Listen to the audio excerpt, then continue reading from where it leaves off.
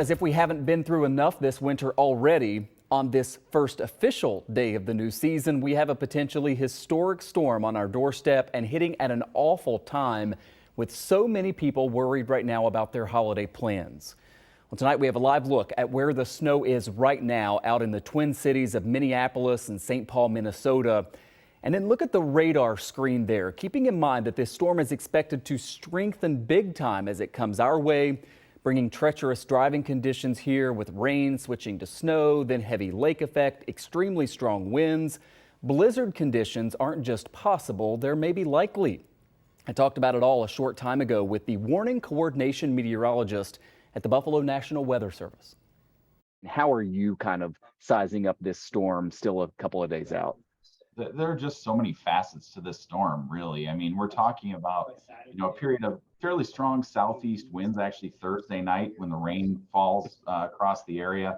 Rain will continue until basically rush hour on Friday in the morning, when it looks like we'll have a really abrupt changeover from rain to snow when the cold front comes by, and temperatures during the day on Friday likely will drop 25 to 30 degrees.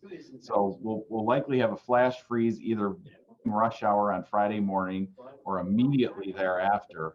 And then the snow starts. And initially we get a few inches when the snow starts that sort of everybody in the area will get, whether it's lake effect or not. And then getting into the latter part of Friday into Friday night, lake effect develops. And behind the first cold front and then the second push of cold air, we'll start to have wind gusts that approach 65 miles an hour. And when the lake effect bands develop, most likely into the city or the north towns initially, zero visibility and localized blizzard conditions certainly will be not only possible, but probable. How hard is it to deliver a message to Western New Yorkers on especially Christmas Eve and saying, look, travel is just not advised? Yeah, I mean, everyone has a desire, myself included, to especially over the holidays, get out and see their family and do things like that. And I would just tell you to plan ahead. I mean, at the moment, we know that travel is going to become very difficult from rush hour Friday, probably at least right through Saturday in the majority of the Buffalo area. So if you can avoid traveling in that time, I would tell you to do it. You think with this storm, blizzard warnings are likely? It's possible. We try to be judicious with using that sort of terminology because when people hear the terminology or hear blizzard warning, they have a certain set of things that go with it in their mind. Like in Buffalo, the blizzard back in the late 70s is what comes to everybody's mind.